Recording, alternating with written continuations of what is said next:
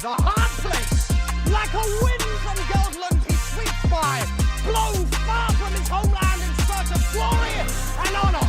We walk in the garden of his turbulence. Hello and welcome to Movie Joust. My name is Jesse Nussman, and with me on the other line, they're living in a material world. It's fellow Atlanta film critics Jason Evans and Josh Sewell. Welcome, guys. Afternoon.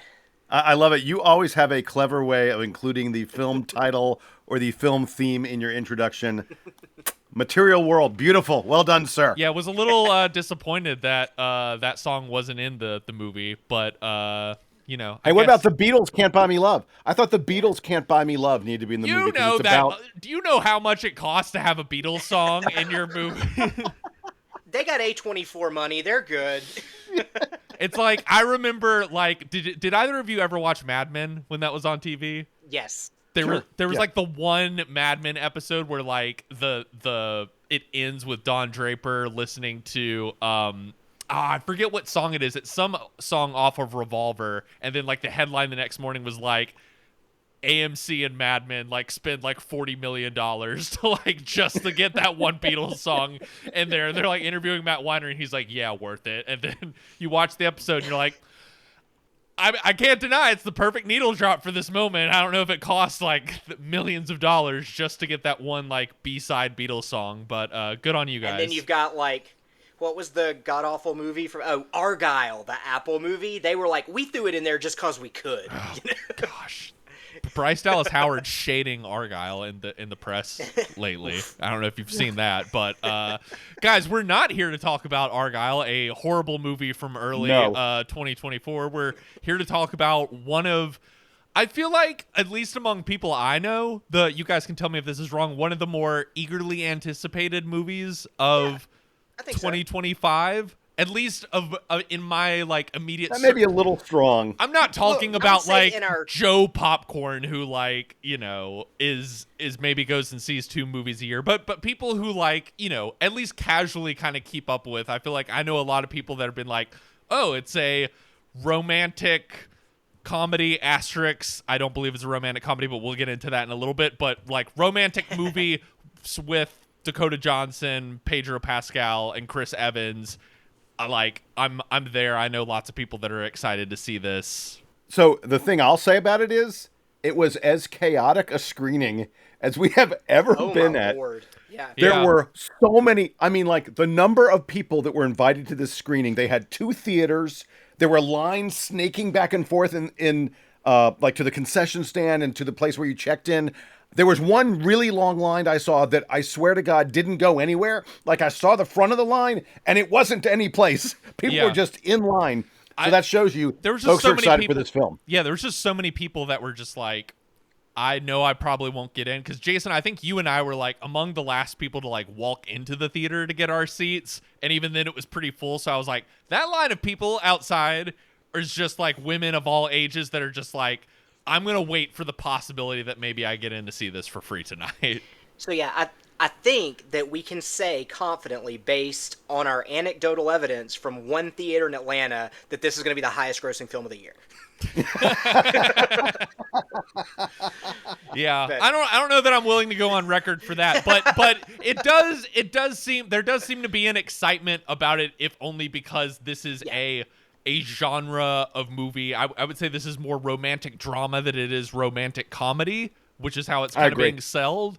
But, a kind of movie that rarely comes out in movie theaters anymore and rarely has sort of big stars kind of like it has now. Like, I guess the only thing kind of similar-ish was there's that bad Sydney Sweeney, Glenn Powell movie that was, had a bit more of like raunchy comedy, but it being rare that kind of a movie that is primarily a romance is coming out in theaters with big stars as opposed to on a streaming service with a bunch of TikTokers that you've never heard of before. Yeah, I will say that I'm very pleasantly surprised that the summer movie season tends to be serving an audience more than usual that complains they don't make movies for grown-ups anymore. There's a lot of really solid movies for grown-ups this summer, Materialists being among them. And, you know, it's there for nerds like me that put Past Lives on their top 10 a couple of years ago. You know, I saw, the filmmaker that did that is doing another one. I'm there. You know, that's all I need to know. But then you've got people, you know, Dakota Johnson's got her fans from a much different romantic franchise. You know, Chris Evans has his fans. You know, I know people are really upset that we haven't seen a lot of Pedro Pascal lately, so it's good that they're going to see a rare appearance from him on screen. Yeah, you're going to see like 3 movies with him in it. It's a little bit like spoilers for Last of Us, but a little bit like, oh, okay, well that kind of makes sense of the direction that show. Yeah, that's why he's in so much stuff. Yeah. So, but yeah, I was very pleasantly surprised that it's, to me, a lot more substantive than the movie the trailers seem to be selling you. I think they're really playing up the rom-com tropes that Celine Song is interested in exploring, but in a much deeper way than your typical rom-com. She wants to make these, you know, for movies, realistic characters, and what would happen when realistic characters fall into some of the trappings of a rom-com, which I liked a lot. So, I mean, the thing I'll say about it is, I think this is, even though people are going for Pedro Pascal or Chris Evans or Dakota Johnson, this is Celine Song's movie, in my opinion. Oh, yeah. She wrote and directed it, so it's not just that she's a brilliant director, and the film looks really good. Like, it looks really good. It's just shot beautifully. There are a lot of subtleties in the way they shoot different things. Our critic friend, Matt Goldberg, who's a wonderful, wonderful commentator on films, Matt pointed out that the scenes with Dakota Johnson and Pedro Pascal are almost shot like business meetings. Like, they're always on, they're not seated next to each other, they're seated across from each other. They're rarely cuddling or really close. You know, even when they're in restaurants, like I say, they're on opposite sides of the table. And it's very different from the way they shoot scenes with Dakota Johnson and Chris Evans. And they're just all kinds of subtle things like that are a tribute to Celine Song's direction. But the biggest thing is, I think she's crafted a script. It's not great, but it subverts some of what you expect from rom-coms. Mm-hmm. It doesn't go for really simple, obvious kind of endings. And I think, you know, this is a genre that there are not a lot of truly great rom-coms, in my opinion. At least we haven't had many lately. But this is a really, really good one, and it's an enjoyable time at the movies. Yeah. And a good date movie. And frankly, I haven't seen a lot of those lately, so I really enjoyed it. Yeah, I'll give a brief sort of synopsis or setup of what the movie is for anyone that's maybe still unsure. Dakota Johnson plays a high-end matchmaker living in New York City, which I learned today, Celine Song actually spent some time as a matchmaker in New York City. Didn't know that. This is somewhat coming from personal experience again. But Dakota Johnson's character finds herself in kind of a love triangle. We can talk, I think, a little bit about how effective that love triangle is between this very wealthy, very suave man played by Pedro Pascal, who in her business is sort of the idea of like a unicorn match, a man that, you know, he's very rich, he's very charming, he's cute, you know. Wait. He's tall. He's tall. This movie goes to great pains to explain the difference between a man who is 5'8" and a man who is 5'11". Right. I mean, like, it's unbelievable. I didn't realize this is as big a thing as it is. As someone who is 5'11 and a half, this movie is awesome. It's the continuous reminder of someone who's like over 6 feet tall, of just sort of like, oh, the things I never have to worry about out in the world. And then on the other end of the spectrum is Chris Evans playing her ex, who is a struggling theater actor in New York City who's just sort of taking like catering jobs and still lives with his roommates in this sort of one of the most disgusting apartments I've seen in quite some times at the movie. Like, so much so that my girlfriend like leaned over to me at one point and was just like, Oh my God! Did you live in a place like that at one point? I was like, absolutely not. I would be out there. No comment. No comment. Would have not put up This with interview's over. Would have not put up with any of this behavior in this apartment. By the way, the most disgusting roommate in many years on film. I mean, that guy. yeah. Oh, Wow. yeah, 1,000% kicking him out. So the movie sort of sets up this kind of dichotomy for her to work through of, is the best thing for marriage to find someone that is, checks all these boxes and works better from a sort of financial life status point of view of just sort of like, okay, who's going to be best, who doesn't have debt, who's going to be able to, pay the bills, who is just going to be a better person for you to go through sort of life's more kind of monetary nitty-gritty things with.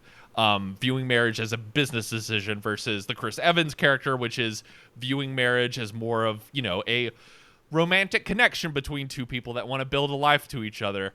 Since you guys are the two married people on this podcast, how did you feel about this as a thing Celine Song was exploring in this movie, which I would say is less of a, maybe my complaint while I enjoyed watching this movie and I would definitely recommend it to folks.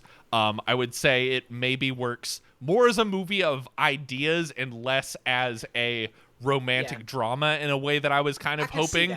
But I think the ideas in this movie are definitely something I want to discuss with you guys about marriage, about dating, and then kind of getting into maybe some of the character stuff in this movie that maybe left me a little bit longing.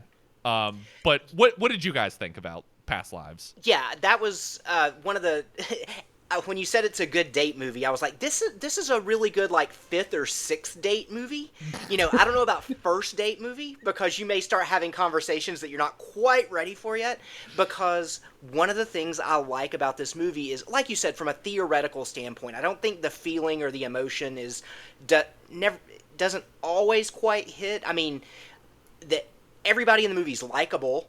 Except, Dakota Johnson's character, I think they go through great pains to make her distinctly unlikable at first in the world she inhabits. And then, this is a movie where characters grow, and it is like plausible, believable growth. So you see some of these walls that she's built up from past life experience kind of start to fall a little bit. And she makes that transition, I think, really believably from somebody who's like, I don't want to spend any more time with these people.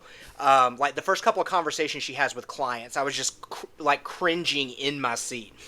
To someone who you actually want her to get whatever this movie's version of a happy ending is. And the movie is very clear that the happy ending that typically comes in these kind of movies is not something you're going to get here. It's a happy ending on these characters' terms, which I respected. But I do think she plays fair with the ideas. I think Song does about the idea of is love worth foregoing the warm, fuzzy feelings that may fade after a while if you know that you're not going to have these fights about money. Mm-hmm. Is it worth having fights about money if you have the warm, fuzzy feelings, even though there's tons of research that shows most marriages end in divorce over money fights, and so is she being logical in saying, I want to avoid that from the beginning?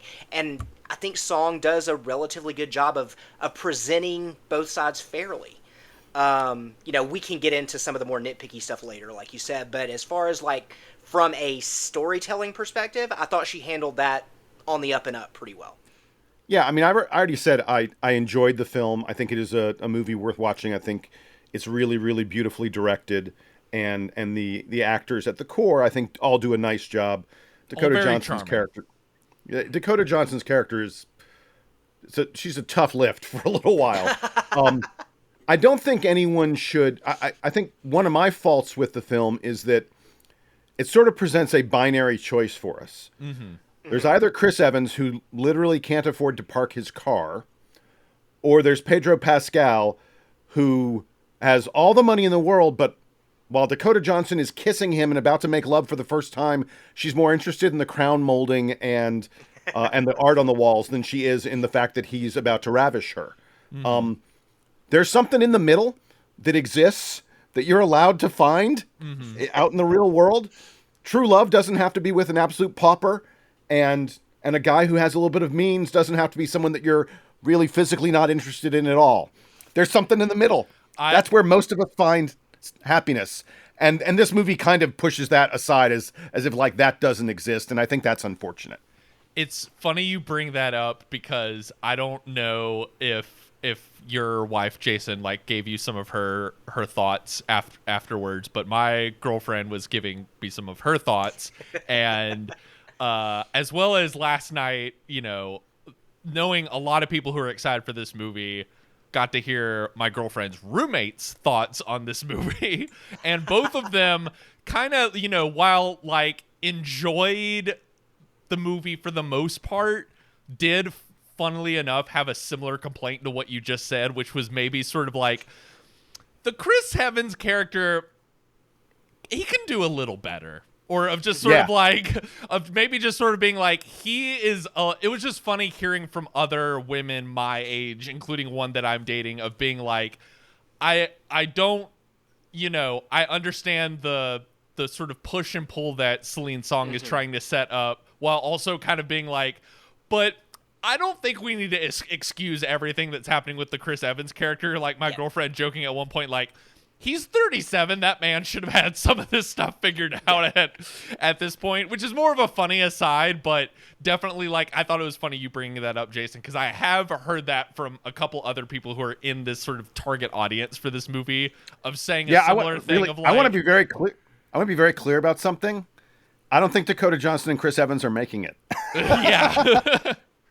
To be fair, the movie, I think at the end, a little too late, does try to cover that in Chris Evans' character's big speech towards the end. Spoilers: a romantic movie has a big speech, you know. But that is and not only that, the thing that ends up happening with Dakota Johnson's career also tries to fix it as well. Oh yeah, we need to talk about that too. And if we want to start getting into that, but the two of the things that really nitpicked me a little bit is, you know, I think if you're gonna have characters like this in your film who are dealing with these types of problems, it doesn't help. It doesn't help if you're casting Chris Evans and Dakota Johnson, because that was one thing. As much as I love Chris Evans as a personality, his charisma, I don't buy him as a broke, almost 40 actor living with roommates. This is Captain America with Marvel money, and if you can't shake that character's public perception, that's tough. And with Dakota Johnson, you have all of these conversations midway through the film where she's talking with Chris Evans' character about how she's a failed actress because she could never really find the commitment to. And I was like, you're saying that top billed in a movie. And then there's a scene where, and again, this is me baggage. This is not necessarily the movie baggage, but there's that one conversation she has with Pedro Pascal's character where, again, they're approaching this like a business decision, and she's like, well, yeah, but on paper, you need me 10 years ago, because then when you're finally ready to settle down, they'll look like me. That if you go with me in 10 years, I'm going to look like my mother. And I'm like, which is Melanie Griffith. I don't think that's a deal breaker. You know, like, so I just think when you have actors with that sort of pop culture baggage, sometimes it damages the character in the film a little bit. I'll say real quick, one of my favorite things about the movie, and then I'll get into some of the stuff that I think maybe worked less. I think as someone who's not married, but as someone who has been through the modern dating pool recently, you know, I never used a matchmaker. I don't know anyone who uses matchmakers, but that seemed like a good story choice to get at something that I thought was really smart and perceptive by Celine Song about the way dating works now, which is almost like our like era of like high customization, somewhat like taking the romance out of dating, and the idea of like the matchmaking service, like when we're seeing Dakota Johnson like meeting with clients and hearing like them talk about all the like ridiculous, it's so horrible and unrealistic. I love that part. Right. Yeah. It's so nitpicky, but then also as someone who has even like gone through like dating apps, like the dating apps, you're not telling like a person directly. Like, you're not telling a Dakota Johnson to go find you this person, but you are getting to that level of like nitpickiness in terms of like age, in terms of race, in terms of political leanings, in terms of anything that you could imagine, sort of like boiling someone down to these like little like microscopic demographic details. And I thought that was such a like clever way to speak on even how the way dating works in sort of the online space now, and the way that it's almost like there's so many options and so many ways that you can kind of, you know, customize and get the exact date that you think you want. But it's like, people are not like your Starbucks order, you know what I mean? And so then posing the question of like, okay, if you could find that perfect person, what if there's no chemistry there? And, you know, that kind of being the sort of push and pull with her and the Pedro Pascal and the Chris Evans character of Chris Evans not matching any of these qualifications, but they have chemistry there. And then her and Pedro Pascal, yeah, maybe there's not the most red hot chemistry, even though that's a good looking man right there, I must say. But, you know, but he, you know, is like this charming Casanova that can sweep her off her feet and sort of provide for her as a partner and be a good sort of lifelong, you know, monetary, whatever word you want to use, a good long-term husband. I think it's unfortunate that I think like the Pedro Pascal and Chris Evans characters are more, I think, ideas than they are people. Absolutely. And I think that sort of led to, I wanted from this movie a little bit more chemistry and personality between the three leads in a way that I will say about like 10, 15 minutes into this movie, you know who she's going to wind up with. And I would have loved for there to have been a little bit more push and pull between like, who is she really going to choose? Whereas it becomes very obvious what choice she's going to make in the end just because of the arc of her character. Well, wait. So one of the things I really appreciate about this film, and I didn't realize it while I was watching it, the movie is not about the choice that Lucy, the character that Dakota Johnson, it's not about the choice that Lucy makes. The movie is about Lucy discovering that love is the choice she must make. Because she comes into this film, and we spend most of this film with her as someone, as we've said, you know, she's into like the mathematics of matchmaking, right? And she's Keep not saying into the math doesn't add up between us, or the math doesn't add up between you and this other person. Yeah, and she talks all the time about checking the boxes and things like that. That's not what love is. I've been married. I'm coming up on my 34th anniversary in like 2 weeks or so. 34 years. If I did a grid of all the things that I wanted in someone, my wife would not have checked all those boxes. And yet we're incredibly happily married, approaching 34 years. Love is hard to predict and hard to figure out. And Lucy, the character, coming to realize those kind of things is what the movie's about. The movie's not about the choice. So, I mean, we're sitting here discussing, you know, these aspects of the choice. And again, I think it's just, it's about the mystery that is love. And I appreciate that Celine Song is trying to help us recognize that.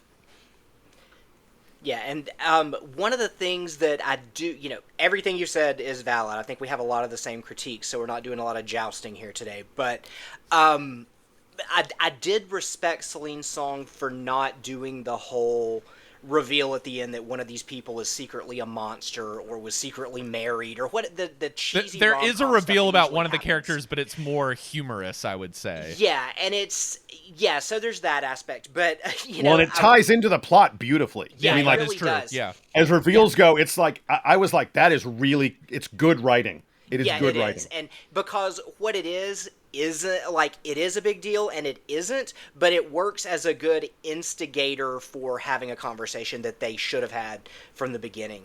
I will say that between this movie and Past Lives and Celine Song's husband's movie Challengers, I feel like we are becoming their marriage therapists. There is who's the third man? Who is he? Right, like there is a distinct pattern going on with these films that would make for like a fascinating grad school thesis for somebody. But you know, I don't think you can get more personal with filmmaking than films like this. This one, yes, does have a more rom-com gloss on it, but you know, it's still dealing with some very real ideas. Like we said, even if they are still more ideas than people, I think they're presented in a mature, interesting way. So the last thing I wanted to bring up before we wrap up is and if you guys like want to more spell out what it is, we can throw up a spoiler warning, but there's something that happens towards the second half of this movie that is a situation that comes up at Dakota Johnson's job with one of her clients that she has set up with another man. And I've talked with weirdly enough, talked with both my girlfriend and her roommate last night about it, and have kind of heard from a couple other people of maybe bumping up against this part of the movie in just sort of it being this very dark dip that the movie takes that I get why it's there, but it sort of threw me off, and I don't think it totally works with the overall tone of the movie, as well as just sort of did not buy that Dakota Johnson's character would sort of like see this conflict until the end of the movie, like would come back around to it, and that it would play out in the ending of the movie so much. But I'm curious what you guys thought about this sort of darker element that sort of introduces itself into the film regarding her job and what happens to one of her clients. Because it didn't really work for me, I have to be honest. Do we want to do an official like spoiler warning / trigger warning here?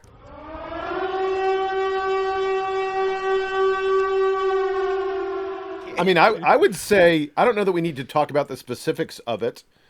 It is an instigating event that is traumatic for Dakota Johnson. Mm-hmm. And I think that Celine Song felt like she needed to put it in there as something to really wake Dakota Johnson's character up and have her reconsider all the things that she's been doing in this job for the past 5 years and all the, you know, all the ideas that she sort of has about what a relationship is.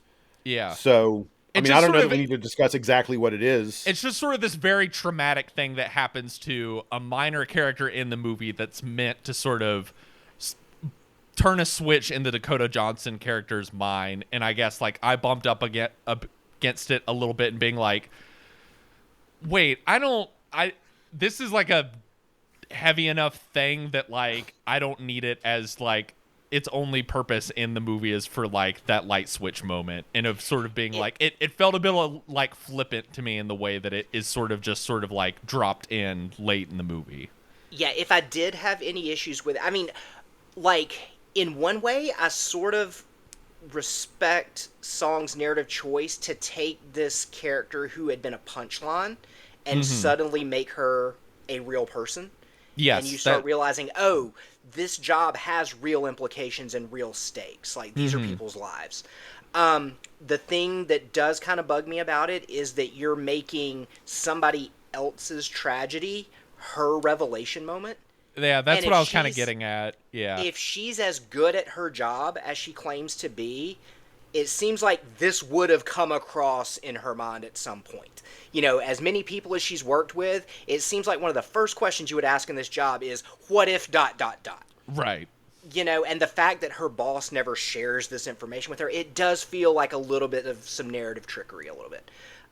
Well, I feel like, while it is a real kind of thing that absolutely could happen, I feel like almost everyone's reaction to it didn't ring true to me. Okay. You're right. Dakota Johnson's boss's reaction, I was just like, really? It's a kind of an insane reaction to it. A very flippant reaction of just sort of like, that happens. Yeah. I felt what are you going to do, you know? Yeah. Yeah. I felt like Dakota Johnson was almost more horrified and surprised by it than I think maybe was justified. Like, really, you hadn't considered this as a possibility? That was my big thing. I shouldn't laugh, not to joke about it, but right. But like Jesse's saying, it also took me a little bit out of the movie because it made me question what everyone was doing in response to this thing, and I didn't feel like any of them were doing the things that were like immediately obvious to me that should be done. Right. Yeah. So it was almost like it's such a serious thing that happens that like then you're sort of like, I don't know, I feel like we kind of need to reckon with this and not like figure out, am I going to pick Pedro or Chris Evans? You know what I mean? Yeah. And then, and this is through, I would say, no fault of the actress. The actress's name is Zoe Winters, and in a relatively small role at first that turns into something bigger, I thought she was fantastic as far as performances go. The other concern I would have with this is just more of and I don't really know what you could do to fix this, is that for maybe some certain moviegoers who are going into this expecting a standard, is she going to pick Pedro or is she going to pick Chris, to get hit with something this heavy kind of out of nowhere, I could see how that could be a significant issue for some viewers.